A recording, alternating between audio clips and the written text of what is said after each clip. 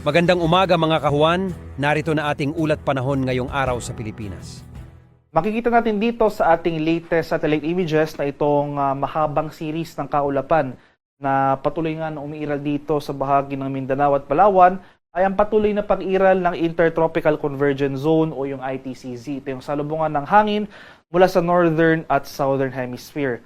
At yung lugar na kung saan nagsasalubong yung dalawang hangin na ito ay nakakaroon tayo ng mga kaulapan at kasama ng mga kaulapan na yan yung mataas sa tsansa ng pag-ulan.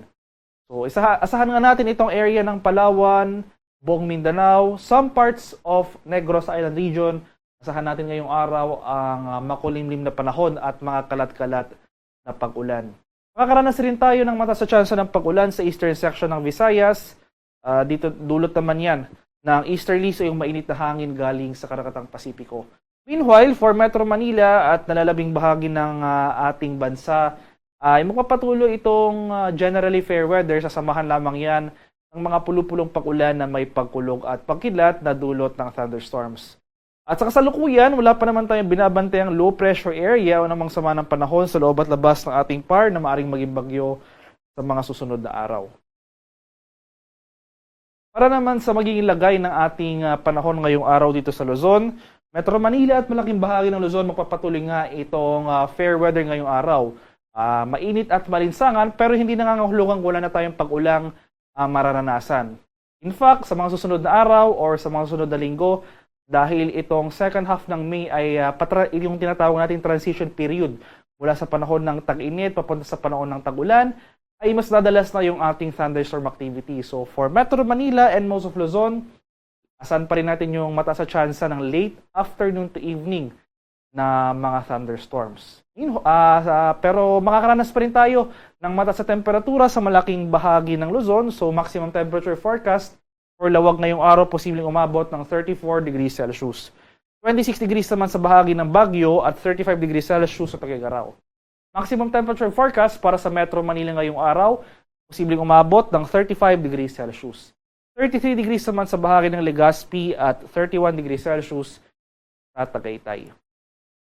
Sa bahagi naman ng Palawan, Visayas at sa Mindanao, dahil nga sa pag-iral ng ITCZ, buong Palawan at buong Mindanao, as well as some parts of Negros Island region sa mga lalawigan yan ng Negros Oriental at Siquijor, makakaranas ng makulimlim na panahon ngayong araw, sasamahan yan ng mga kalat-kalat na pag-ulan, pagkulog at pagkilat.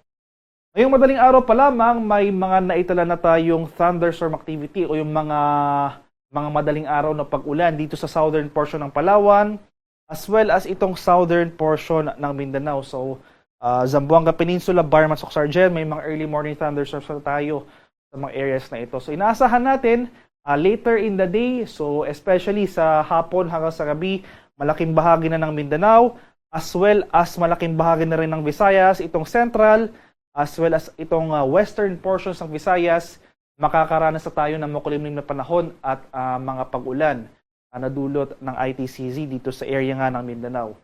So, makakaranas rin tayo ng epekto nga ng easterlies. So, mataas sa tsansa ng pag-ulan rin ang mararanasan dito sa area ng Eastern Visayas, particular na sa Eastern Samar, Leyte at Southern Leyte. Kaya patuloy tayong maging handa at alerto sa mga banta ng pagbaha at pagguho ng lupa, lalong-lalo na kung tuloy-tuloy ang pag-ulan na ating mararanasan, especially dito sa parts ng Southern Palawan at Southern Mindanao. Maximum temperature forecast para sa Kalayaan Islands ngayong araw posibleng umabot ng 33 degrees Celsius. 32 degrees naman sa Puerto Princesa, 33 degrees Celsius sa Iloilo, 32 degrees Celsius sa Cebu, at 31 degrees Celsius sa Tacloban.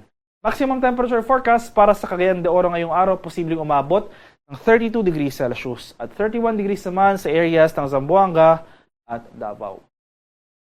Para naman sa ating heat index forecast ngayong araw para sa Metro Manila, posibleng umabot yung ating heat index ng 42 degrees Celsius.